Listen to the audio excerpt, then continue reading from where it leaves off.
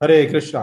तो आप सभी भक्तों का फिर एक बार स्वागत इस प्रातःकालीन श्रीमद् भागवतम में। तो यहाँ पे हम देख रहे हैं हिरण्याक्ष और भगवान वरा के बीच युद्ध हो रहा है। और इस श्लोक के पहले हम 10, 11 और 12 नंबर श्लोक में हिरण्याक्ष और वरादेव के बीच में कुछ संवाद हुआ। थोड़ा सा रिकैप में जाते हैं। तो ये तीन श्लोक में 10, 11 और 12 में ये तीन श्लोक व्यंग है। भगवान ने व्यंग्यात्मक तरीके से प्रस्तुत किया। चिढ़ाना कहते हैं ना किसी को, कि इंसल्ट किया। एक इंग्लिश में कहावत है, एडिंग इंसल्ट टू इंजरी, झले पे नमक छिड़कना। हम्म? तो जब ये ऐसा होता है किसी के साथ तो और क्रोधित हो जाता है, और क्रोधित होता है। जले पे नमक छिड़क, घाव पे नमक छिड़कना। घाव है, दर्द हो रहा है, और उसके ऊपर और नमक डालेंगे तो क्या होगा? दर्द और होगा। तो ये तीन ऐसे श्लोक है भगवान द्वारा उच्चारण किए। सत्यम वयम भो वनगो चरा मृगा। भगवान को क्या कहा था? वन गोचर हो, अरे ग्वाल बाल हो। शिशुपाल ने भी कहा, अरे ग्वाले, हाँ, तू तू वहां बैठने के लिए लायक ही नहीं है। हाँ, भगवान श्री कृष्ण को राज्यसभा में शिशुपाल कहता है कि तू गाय चराने वाला ग्वाला अपने आप को भगवान कहता है, और सबको कहता है शिशुपाल, अरे आप किसकी पूजा कर रहे हो? आप किसको वहां बिठाए रखे हो? तो ग्वाला है। हाँ, तो यहाँ पे भी ग्वाला समझ रहे सब लोग। इसलिए भगवान को जो दिखता है ना, भगवान, वो भगवान है। हाँ, हम नहीं देख पाते। इसलिए बार बार मैं कहता हूं कि हमारी जो ये मटेरियल आईज है, we can not see lord, we only and only see lord. हम एक ही हमारे पास भगवान को देखने का, भगवान को दर्शन करने का माध्यम है, वो है शास्त्र। कि भगवान ने क्या लीला की। देखो यहाँ हिरण्यकश्यप, उसने तो कोई भागवतम पढ़ा नहीं है। हाँ? भागवतम पढ़ी नहीं है, इसके लिए उनको क्या पता। हाँ? इसलिए हिरण्यकश्यप उनको कहता है, अरे तुम ग्वाल बाल हो। हम्म? तुम तो एक ग्वाल बाल हो। इसलिए उसी के कंटेंट्स में वन गोचर जो है, वन गोचर, वो उनके कर्तव्य क्या है? वन गोचर के, वन गोचर का कर्तव्य है वन में रहना। तो वो कहा, तो भगवान कह रहे हैं, हाँ, भगवान को वन गोचर कहा। तो ये भगवान कह रहे हैं कि जो साधु संत है, भगवान को ढूंढने के लिए वन में जाते हैं। साधु संत भगवान को प्राप्त करने के लिए। तो यहाँ पे और एक अर्थ आया कि ऐसा, मैं ऐसा जानवर हूं, किसको ढूंढ रहा हूं? तो के वन गोचर, तो भगवान कहते हैं, यहाँ पे बहुत ऐसा शब्द आया हुआ है कि भगवान कहते हैं कि मैं वन में घूम के तुम्हारे जैसे कुत्तों को ढूंढ रहा हूं। हाँ? ग्राम सिंहान। हाँ, ग्राम सिंहान। तो यहाँ पे जो शब्द आया हुआ है, कुत्ते को ढूंढ रहा हूं। तो उसके बाद में आता है, मृत्यु पार्श्व है प्रतिमृत्य विराह विकथनम त गृहंत भद्र, गृहंत्यंत त्यय भद्र। मैं जानता हूं, मैं जानता हूं कि तुम्हारा वध करूंगा, लेकिन फिर भी मैं तुम पे दया करने के लिए आया। पहले तो कहा कुत्ते, पहले कहा कुत्ते को मैं ढूंढने आया हूं, उसके बाद कह रहे कि मैं तुम्हें, तुम्हारे पर दया करने आया हूं। हम्म? तो दया कैसे करेंगे? मैं तुम्हें मारूंगा और दया करूंगा। देखिए, ये भक्ति समझ सकते हैं श्लोक सब। कोई कहेगा, अरे इसकी तो मृत्यु हो रही है, उसके ऊपर क्या दया की? हाँ, भक्त जब अपना शरीर का त्याग करता है तो वो क्या करेगा? हाँ, वो त्याग करके भगवत धाम लौटेगा। तो उसके लिए मृत्यु जो है, वो श्राप है या वरदान है? नहीं, उसके लिए वरदान है। लेकिन आजकल के तथा कथित मटेरियल वर्ल्ड में जितने लोग हैं वो अपनी पूरी कमाई हुई पूंजी लुटा देते हैं सिर्फ जिंदा रहने के लिए। क्या करने के लिए? सिर्फ जिंदा रहना है, कैसे जीना है, कौन सी थैली लेके घूमना है, क्या करना है, वो सब नहीं देखेंगे, लेकिन सिर्फ जिंदा रहना है। तो ये ऐसे है कि भगवान कह रहे हैं कि मैं तुम पर कृपा करूंगा मार के। अरे कोई कहेगा, एक बार मोहन रूपा प्रभु को प्रश्न पूछा था दिल्ली में, मैं यू वीडियो देख रहा था, तो कोई व्यक्ति ने उनको पूछा कि हमने देखा हमारे पड़ोसी हरे कृष्ण वाले हो गए, वो अच्छे से भक्ति करते थे, हम देखते थे धोती कुर्ता पहन के वो जाते थे, मंदिर जाते थे, हमको कभी कभी प्रसाद भी लाके देते थे, और अभी कोरोना में उनकी मृत्यु हो गई। कोरोना में उनकी मृत्यु हो गई। तो प्रभुपाद ने बहुत सुंदर आंसर दिया कि हम भक्ति कर रहे हैं, हम भक्ति में लगे हुए हैं, हम मृत्यु और जन्म से परे की चर्चा कर रहे हैं। तो ऐसा नहीं है कि अगर हम भक्ति में लगे हुए हैं तो मृत्यु नहीं होगी। मृत्यु तो आएगी, वो अटल है। हाँ, ये प्रकृति के, यहाँ पे भी भगवान आगे हम सुनेंगे कि प्रकृति के बारे में कहते हैं, प्रकृति के गुणों के बारे में। तो ये जो मृत्यु है वो तो आएगी ही, भले हम भक्ति करें, ये क्योंकि शरीर जो है, ये शरीर तो अपना गुण दिखाएगा ही, बूढ़ा होगा ही। उसके सारे पुर्जे हैं वो ढीले होंगे। इट्स नॉट लाइक दैट कि it will go on go on go on. लेकिन यहाँ पे बहुत सुंदर बता रहे हैं, ये जो हमारा आज का श्लोक है उसमें बहुत सुंदर, योगारूढ़ इवांतकम, के जो भक्त लोग हैं वो मृत्यु को जीत लेते हैं। तो मृत्यु को जीतना वो हम चर्चा करेंगे आज, कि मृत्यु को जीतना मतलब क्या होता है, कि कैसे मृत्यु पे जीता जा सकता है। इसलिए ये जो श्लोक में है कि तुम्हारे लिए कोई अशुभ नहीं है क्योंकि तुम मेरे हाथ से मारे जाओगे, भगवान कह रहे। तो भगवान यहाँ पे बता रहे हैं हिरण्याक्ष को कि तुमको मैं ढूंढने के लिए आया हूं वन में, मैं तुमको ढूंढ रहा हूं, और फिर मैं आपको मार के मैं आपको उद्धार करूंगा तुम्हारा। तो इस प्रकार जब किसी को कहेगा, ऐसे अगर संबोधित करेंगे कुत्ते, तो क्या कहेगा? बहुत भड़क जाएगा। प्रभु जी मुझे कैसे कहा इसने? चलो वैष्णव ऐसी भाषा में नहीं कहेंगे, लेकिन कहेंगे तुम्हें समझ में नहीं आता, मूढ़। क्या है मूढ़ कहने के लिए? हमें मूर्ख हो। हाँ, मूर्ख। तो इसको इंग्लिश में हम मैड नहीं कहेंगे, लेकिन मूढ़ संस्कृत में बोलते हैं कभी कभी, अरे मूढ़ा। हाँ, प्रभुपाद भी बहुत बार शिष्यों को कहते हैं मूढ़ हो। हाँ, प्रभुपाद तो बहुत कुछ बोलते थे क्योंकि वो डेडिकेटेड शिष्य से।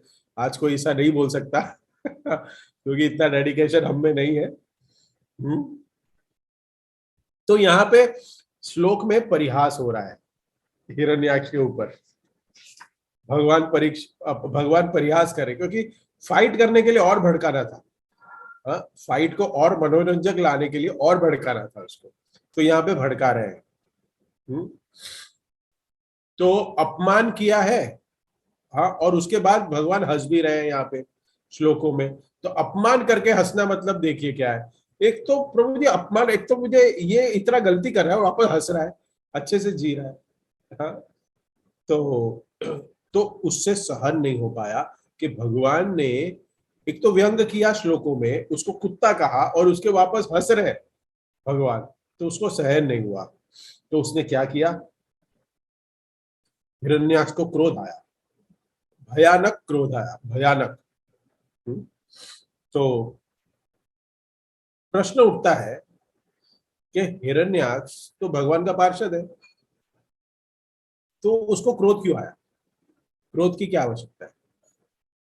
आवश्यकता यह है क्योंकि वो रोल प्ले कर रहा है। हमें जो सेवा दी गई है उस सेवा में हमें कुछ प्रकार के गुण को अवलंबन करना होता है, मीन्स गुण को हमें ग्रहण करना होता है। जैसे अभी जन्माष्टमी आएगी, अभी रथ यात्रा है हमारा फेस्टिवल, उसमें अगर आपको क्राउड कंट्रोल की सेवा मिले, क्या मिलेगी सेवा आपको?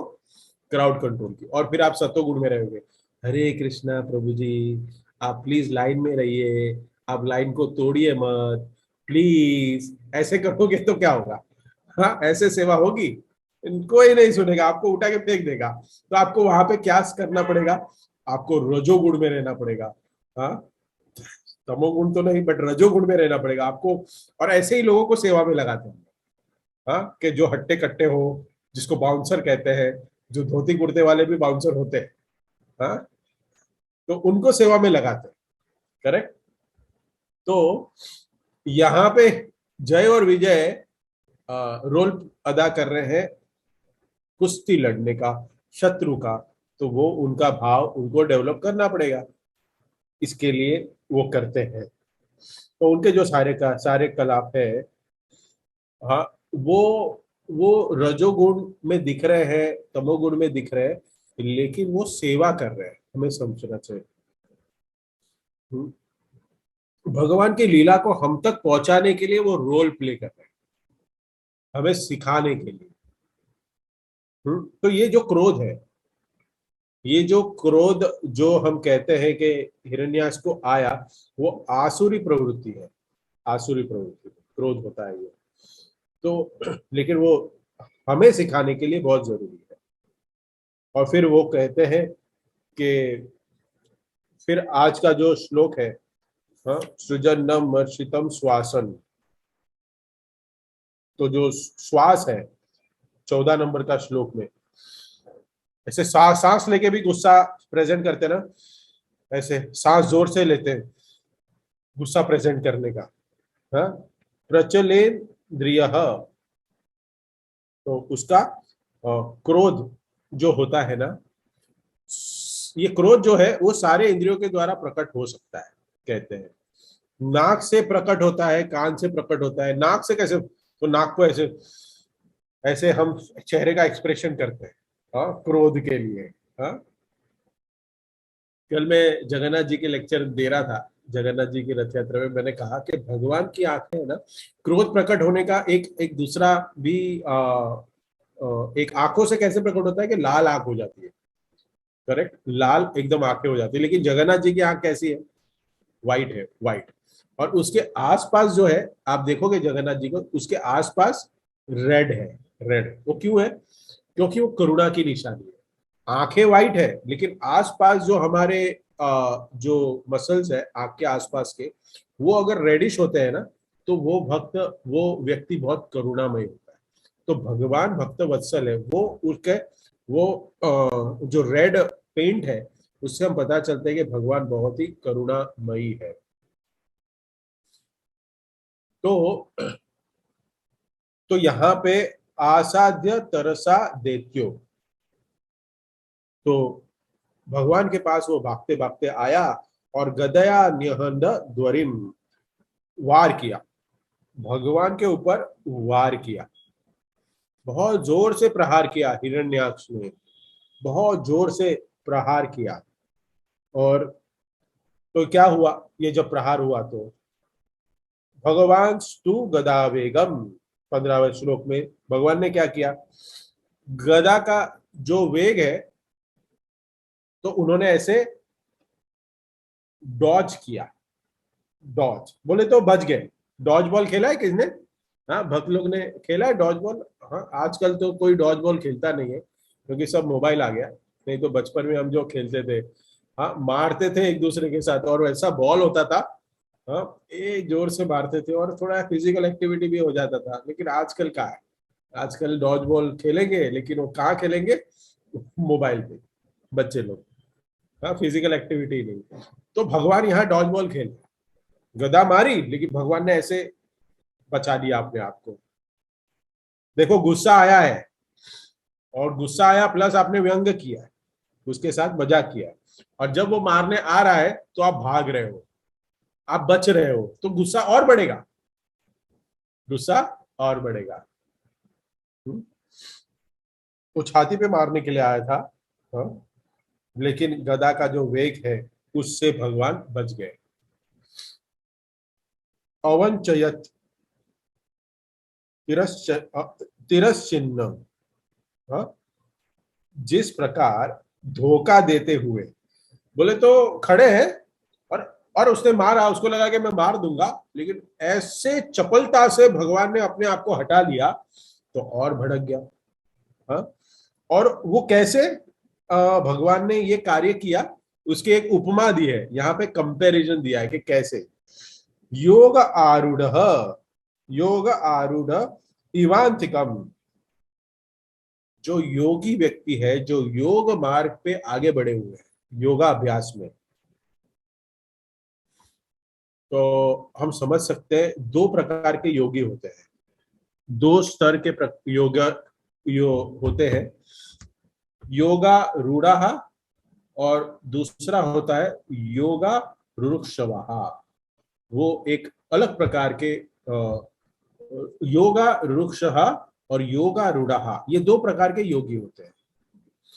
ये दो प्रकार के क्या है, तो योग की शुरुआत जो करता है, तो जो योग की शुरुआत कर रहा है इसमें यम नियम आसन प्राणायाम और अत्याहार, टोटल 8 स्तर है योग के।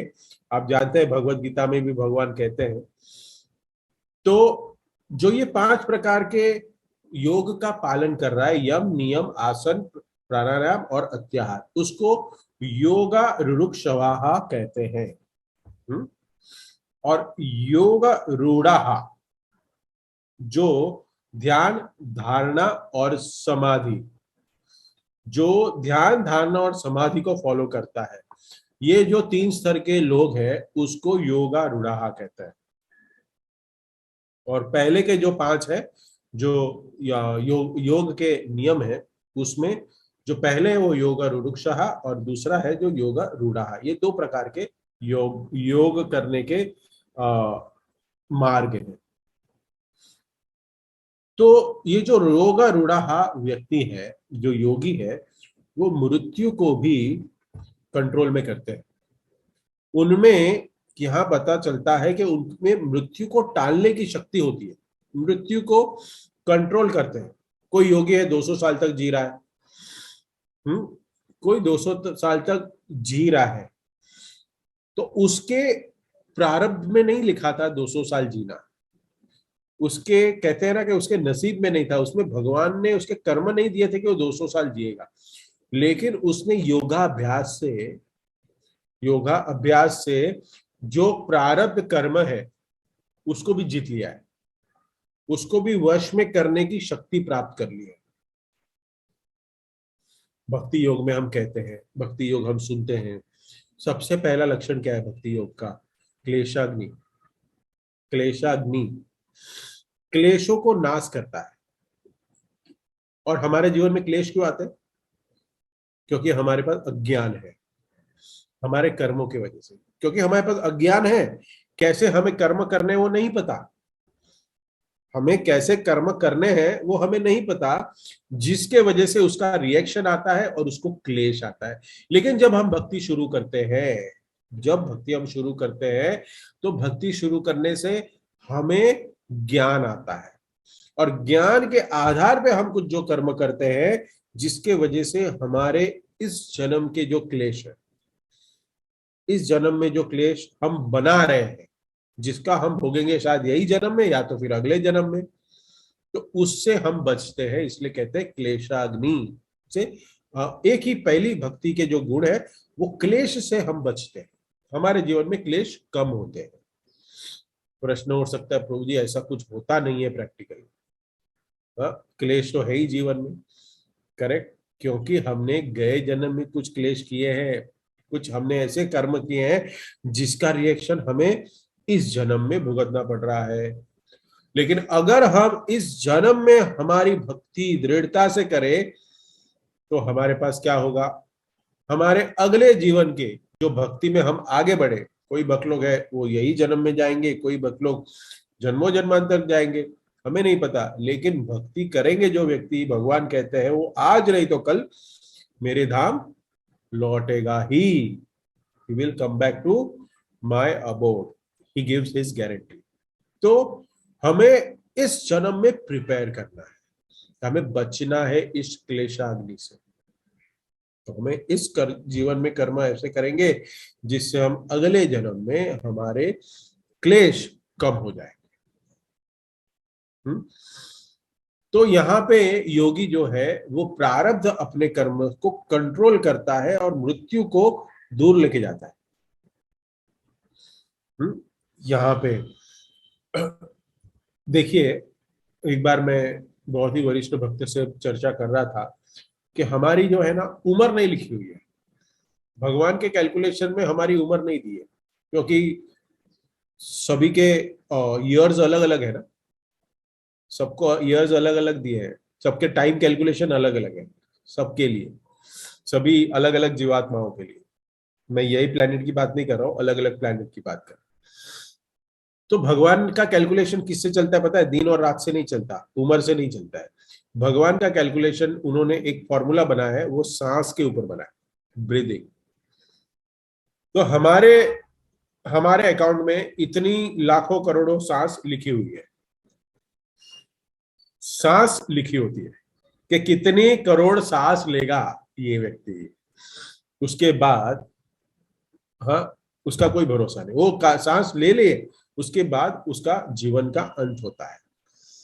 एक बार भक्त चर्चा कर रहे थे, पता नहीं कितना प्रैक्टिकल है, लेकिन मैं आपको बता दूं, शायद कोई प्रैक्टिस कर सकता है। वो बोलता है कि प्रभु जी, जितना हम जप करेंगे ना ज्यादा एक सांस में, तो हमारी उम्र है आगे और बढ़ेगी।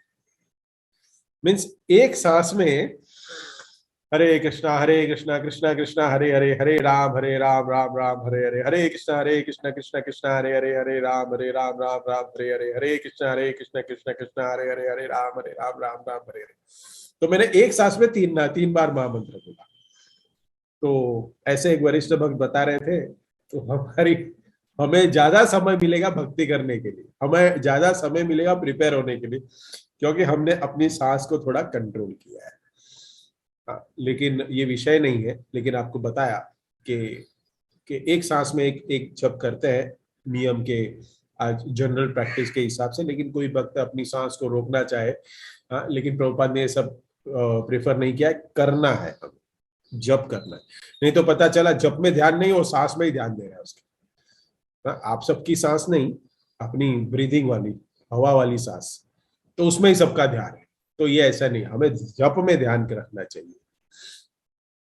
तो तो, योगा अभ्यास के द्वारा व्यक्ति मृत्यु को जीत सकता है। यहाँ पे भी आ, यहाँ पे प्रभुपाद लिख रहे हैं, तो भक्ति के द्वारा भी मृत्यु को जीता जा सकता है। भागवतम में बहुत सुंदर श्लोक है, आयु हरति वै पुंसान धर्म संस्थो च नतो तस्यार्थे क्षणो नित्य उत्तम श्लोक वरीह्यः। तो जो सूर्य जो है ना, सूर्य यहाँ पे कहते हैं आयुर हरंती वही पुंसान, ये जो सूर्य है हर रोज सुबह उगता है, सूर्य उदय होता है, और जब सूर्यास्त होता है तो हमारी आयु को सूर्य एक्चुअली हर रहा है। ये भागवत हमें सिखाता है, आयुर हरती, हर एक दिन, एक जो दिन बीतता है ना, वो हमारी आयु को खाता है, हरता है, हमारी आयु कम हो रही है। एक दिन मृत्यु की तरफ हम आगे बढ़ रहे हैं, हमारी प्रगति हो रही है, हम कहते हैं हाँ बड़ा हो गया, अरे बहुत बड़ा हो गया तू, हाँ, धनंजय को आजकल बहुत लोग कहते हैं हाँ कि बहुत बड़ा हो गया है, हाँ, उम्र बढ़ रही है, हाइट बढ़ रही है। लेकिन लेकिन देखिए, एक बहुत बड़ा खड्डा है आगे, एक बहुत बड़ा खड्डा है आगे, और हम आगे चल रहे हैं, चल रहे हैं, हम होंगे कामयाब, हम होंगे कामयाब, हम होंगे कामयाब एक दिन। होता है कोई कामयाब? हम देख रहे हैं, चल रहे हैं कामयाब होने के लिए, और ढाड़ करके खड्डे में गिर जाते हैं। एक एक स्टेप हम आगे बढ़ते हैं, वो मृत्यु की तरफ हम आगे बढ़ रहे हैं। किसका सामना करने वाले हैं? मृत्यु का। हैप्पी बर्थडे बोलते हैं हम लोग, हैप्पी बर्थडे। हाँ, हम्म। बर्थडे पार्टी मनानी चाहिए भक्तों के संग, लेकिन बर्थडे जो मनाते हैं, देखिए हम भक्तों का नहीं बता रहा हूं मैं, please don't consider this as Vaishnav संप्रदाय में, लेकिन जो मटेरियली रचे पचे हैं और जो बर्थडे को ही सब कुछ मानते हैं, हाँ, तो उनको क्या है, क्योंकि वैष्णव को तो क्या है, सेलिब्रेशन करने के लिए, कीर्तन करने के लिए कारण चाहिए, भगवान का नाम लेगा ना वैष्णव, हाँ, कई केक काटेंगे आज ध्रुव प्रभु जी का, तो क्या होगा, हरे कृष्णा टू यू, वही चलेगा, हाँ, और वैष्णव को प्रसाद मिलेगा, तो कारण चाहिए, तो वैष्णव का बर्थडे मनाना चाहिए, हाँ, तो नहीं तो प्रभु जी आपने कहा था हम तो मृत्यु की तरफ जा रहे, और फिर कोई मैसेज गलत चला जाए, इसके लिए मैं कह रहा हूं ये मटेरियल वर्ल्ड में जो रचे बचे उसके लिए, उनको नहीं पता कि आगे खड्डा है और वो खड्डे में गिरने वाले हैं, 1 साल उनका कम हो गया, कम हो गया, उनको नहीं पता। इंग्लिश में अगर किसी को पूछो हाउ ओल्ड आर यू, किसी को पूछो तो वो बता देगा उम्र, लेकिन इसी को हिंदी में पूछो, इसको हिंदी में अनुवाद करके पूछे तुम कितने बूढ़े हो गए, तुम कितने साल के बूढ़े हो गए, तो कितना दुखी हो जाएगा, अरे क्या पूछ रहा है, मेरा बर्थडे आज, हाँ?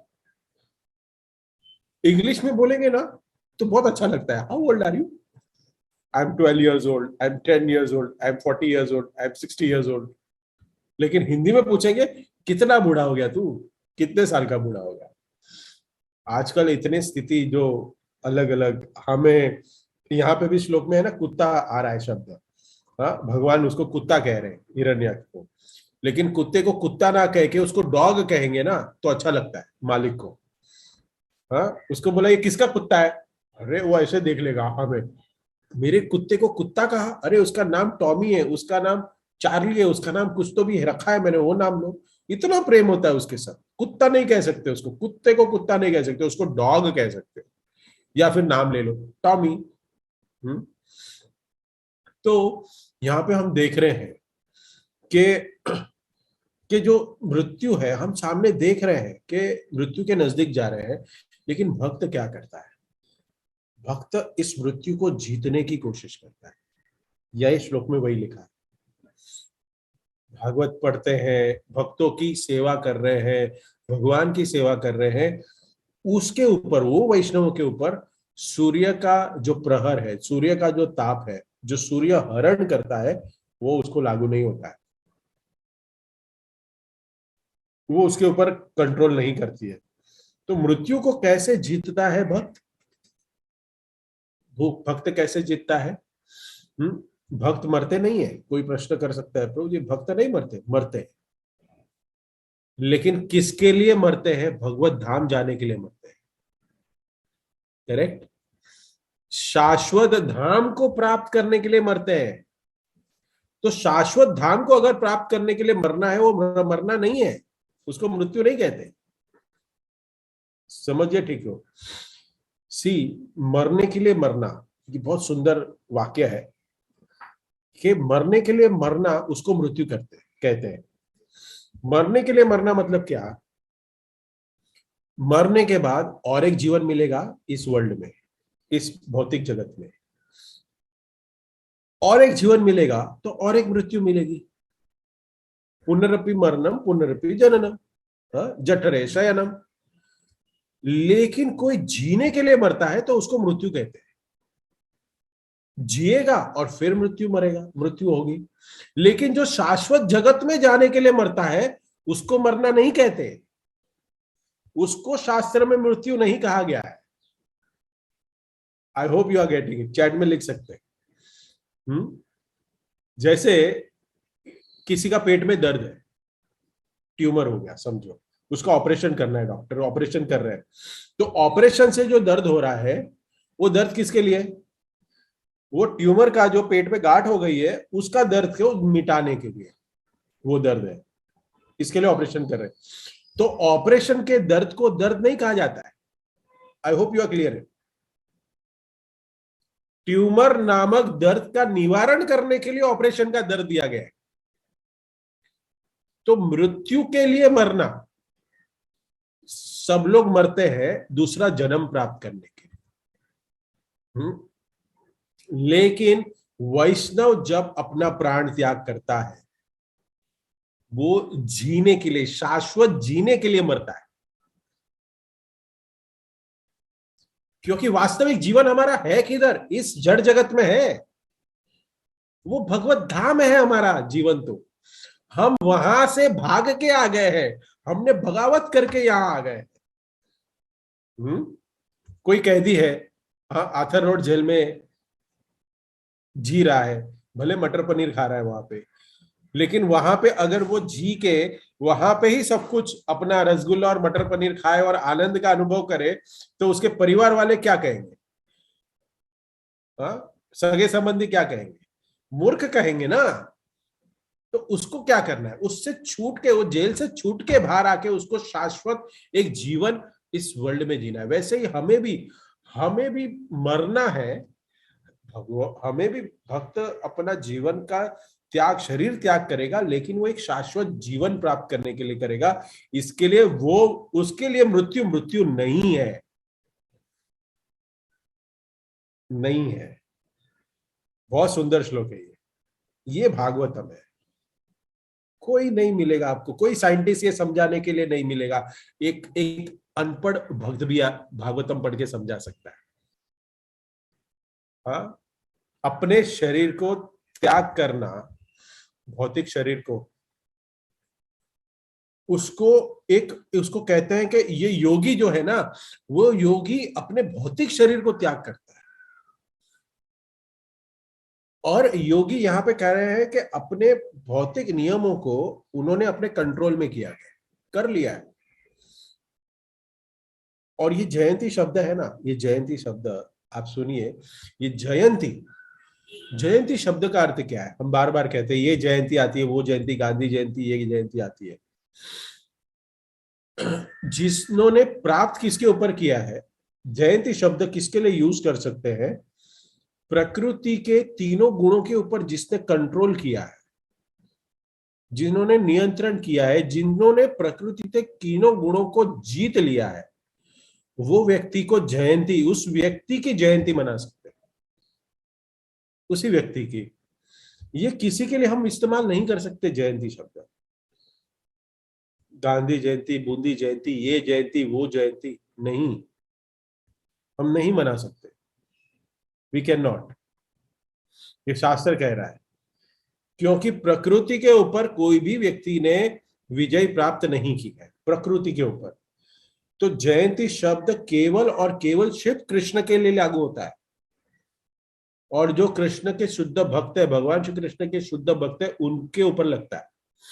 क्योंकि उनका जन्म जो है वो कारण जन्म होता है, कुछ कारण के लिए होता है।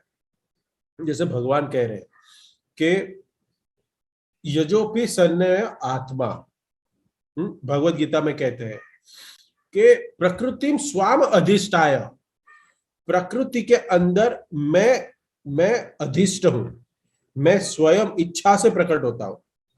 मैं इस जगह प्रकट होऊंगा, उस जगह प्रकट होऊंगा, मैं स्वेच्छा से प्रकट होता हूं इस प्रकृति में। लेकिन जो जीव है, जो जीव है वो जन्म लेता है, तो वो प्रकृति के नियम अनुसार जन्म लेता है और प्रकृति के नियम के अनुसार ही मरता है। तो प्रकृति के वशीभूत होकर कोई मरता है, उसकी जयंती नहीं मना सकते।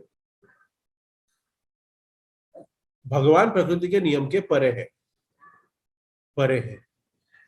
तो प्रकृति का कितना भी प्रकोप भगवान को कंट्रोल नहीं कर सकता, भगवान को कोई फर्क नहीं पड़ता। इसलिए यहाँ पे प्रभुपाद तात्पर्य में लिखते हैं कि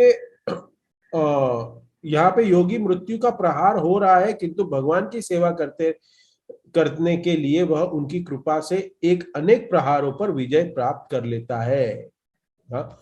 और फिर यहाँ पे प्रकृति के नियम के ऊपर यहाँ पैर तात्पर्य का पहला ही शब्द है, वह वाक्य है, यहाँ यह उदाहरण दिया गया है कि परम योगी प्राकृतिक नियमों के प्रदंत मृत्यु को भी जीत सकता है।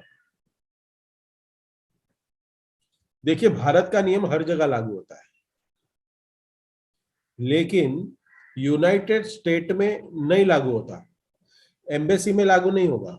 इंडिया के एम्बेसी है, अमेरिका के एम्बेसी इंडिया में है, तो वहां इंडिया का रूल एम्बेसी में नहीं लागू होता। उसी प्रकार भगवान इस जड़ जगत में आते हैं, हाँ, लेकिन इस प्रकृति के नियम उनको नहीं बांध सकते, उनको नहीं बांध सकते। तो ये प्रकृति का नियम उन पे लागू नहीं होता है। तो 125 साल में भगवान श्री कृष्ण कैसे थे? नव यौवनम च, एकदम सुदृढ़, एकदम 16 साल के युवान बालक की तरह दिखते थे 125 साल में भी। तो योगियों के पास प्रकृति के ऊपर जीतने की, प्रकृति को कंट्रोल करने की क्षमता प्राप्त है। ये प्रकृति के नियम को प्राप्त करने के लिए हर एक व्यक्ति प्रयास करता है। देखो भक्त कैसे प्रयास करता है और एक मटेरियल वर्ल्ड का व्यक्ति, एक रचा पचा एक भौतिकवादी व्यक्ति क्या करता है। देखो अभी कभी कभी हमारे एक्ट में भी है ना, हम प्रकृति के नियम को कंट्रोल करते हैं, हमारे एक्ट में भी, भक्त के भी। अभी गर्मी का मौसम था कुछ महीनों पहले, अभी कुछ बारिश आना शुरू हो गई है 1 महीने से, लेकिन बहुत गर्म हो रहा था। तो हम, प्रकृति का नियम है गर्मी का सीजन है, लेकिन हम एसी लगा रहे हैं, हमने एसी शुरू कर दी। मैं मौसम को ठंडा करूंगा, मैं कंट्रोल करूंगा मौसम को, तो अपने कमरे में एसी लगा के हमने ठंडा कर दिया। तो ये हर एक व्यक्ति प्रकृति के ऊपर जीतने का प्रयास कर रहा है।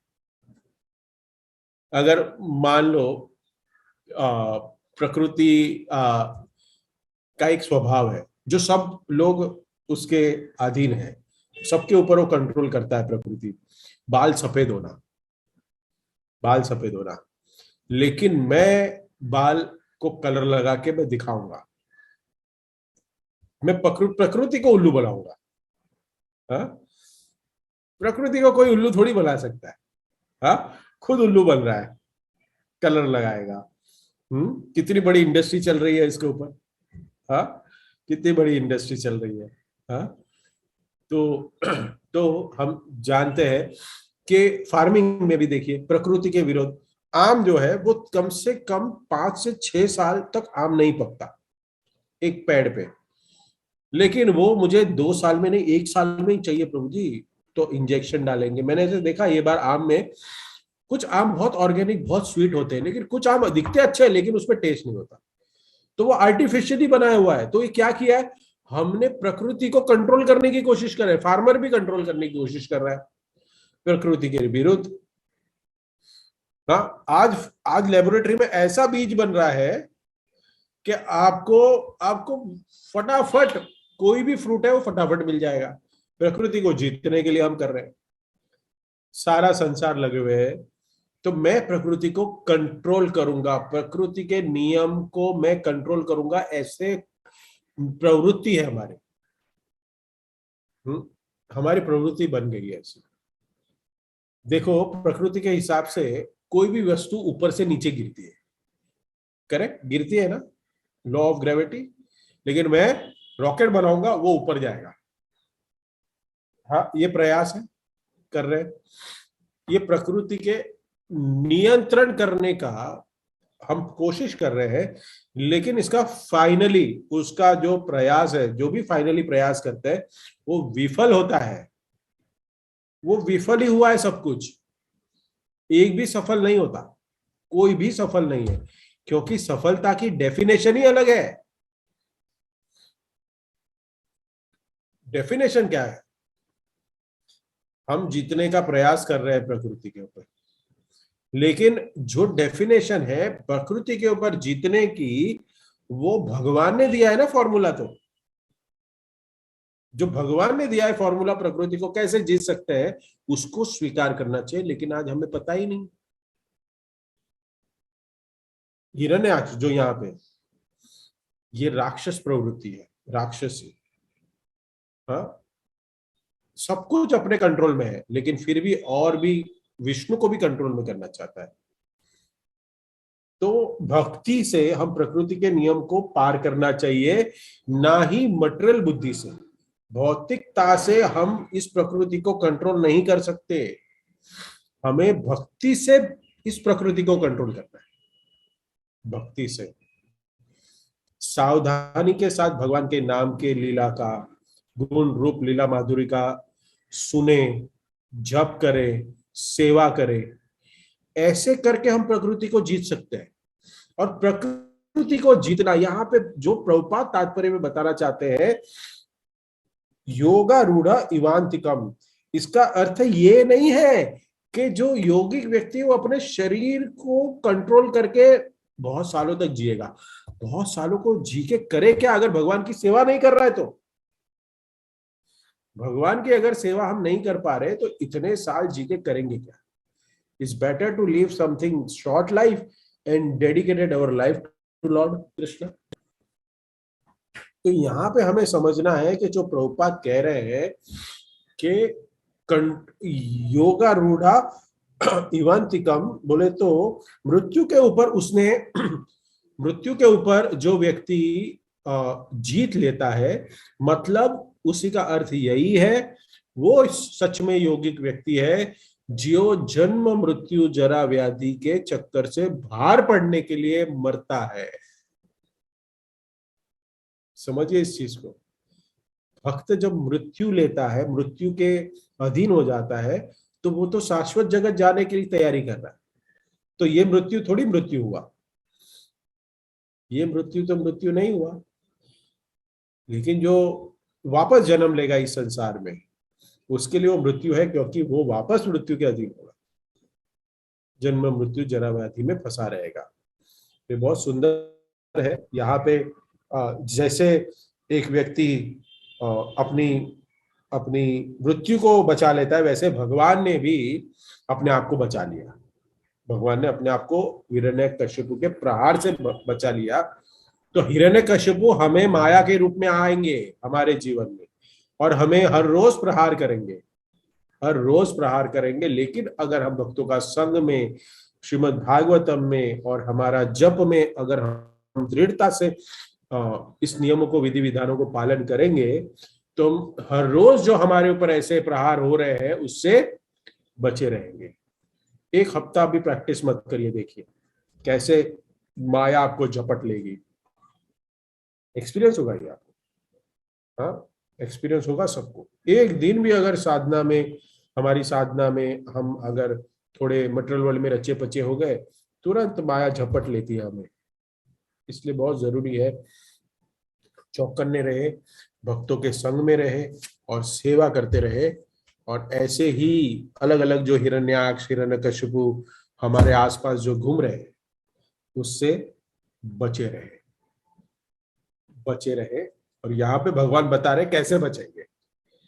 ऐसे कर रहे हैं, ऐसे कर रहे हैं, तो ऐसे आएंगे हमारे जीवन में भी बाढ़ पड़ेंगे, हमारे अलग अलग स्वजन, सब व्यक्तियों से हमारे जो संसार में है, लेकिन हम बचे रहे उनसे। तो यही है, यहाँ पे मैं विराम दूंगा। सॉरी अगर मैंने कुछ गलत कमेंट किया हो। देखिए बहुत सुंदर तात्पर्य, बहुत छोटा था, बट इसमें कनेक्ट करने के लिए बहुत कुछ होता है, कनेक्ट करने के लिए बहुत कुछ होता है। सो थोड़े आप सभी भक्तों, वरिष्ठ भक्तों के आशीर्वाद से कुछ चेष्टा कर रहा हूँ सेवा करने की। तो आप सभी लोग मुझे आशीर्वाद दीजिए। सभी बहुत ही उम्र से सीनियर है, भक्ति में भी सीनियर है। तो इसी प्रकार इस श्लोक को हम यहाँ विराम देते हैं। किसी कोई भक्त का कमेंट, करेक्शन है तो कर सकते हैं, और प्रश्न है तो भी पूछ सकते हैं। हरे कृष्णा। श्री प्रभुपाद की जय।